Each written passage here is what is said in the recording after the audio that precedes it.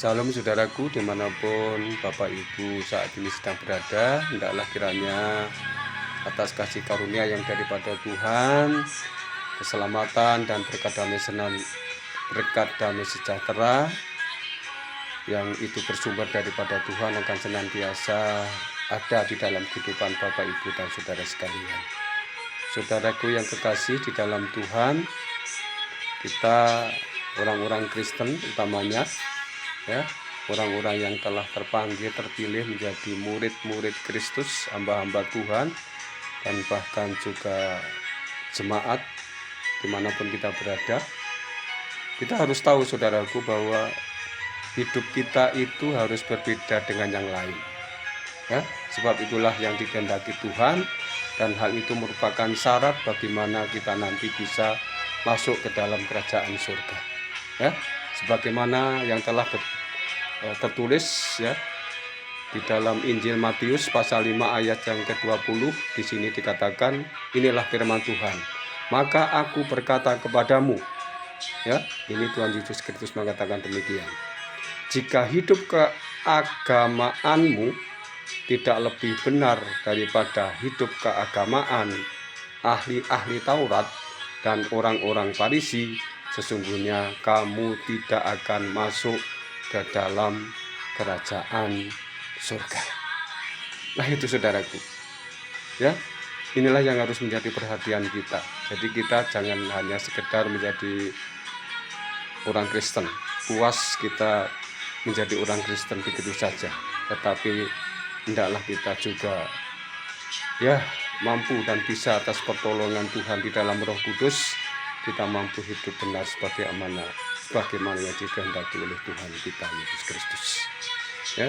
Apalagi di dalam kita saat ini sedang menghadapi, ya, masalah-masalah yang itu bisa terjadi di dalam lingkungan kita, khususnya di negara kesatuan Republik Indonesia, ya, di mana kita tinggal, di wilayah kita terjadi sebuah persoalan, ya, misalnya terjadilah konflik, terjadilah, ya, hal-hal yang itu membuat suasana itu tidak nyaman, tidak damai, bahkan timbul keresahan, menyusahkan hati kita, ya, akibat daripada ulah orang-orang jahat.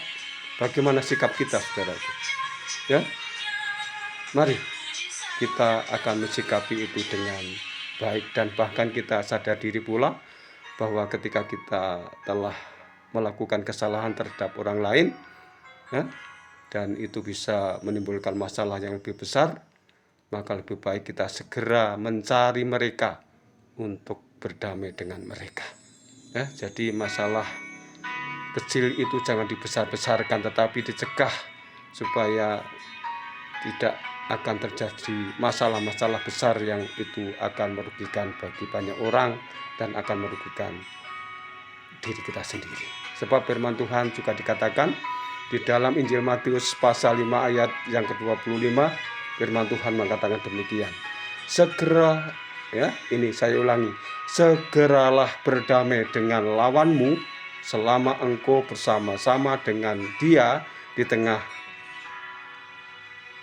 jalan, supaya lawanmu itu jangan menyerahkan engkau kepada hakim, dan hakim itu menyerahkan engkau kepada pembantunya, dan engkau dilemparkan ke dalam penjara.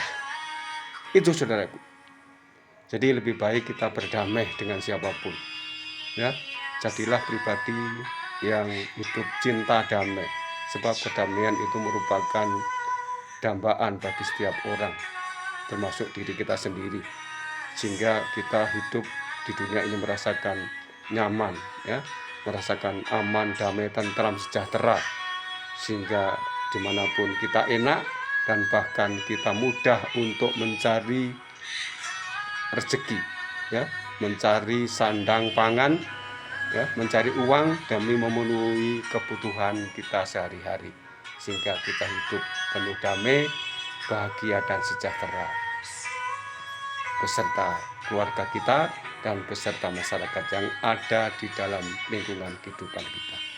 Demikian sharing dari saya, kiranya ini sangat berguna bagi kita semuanya, dan Demikian, mohon maaf atas segala kekurangan dan kesalahan yang mungkin hal itu tidak berkenan kepada Bapak, Ibu, dan Saudara sekalian.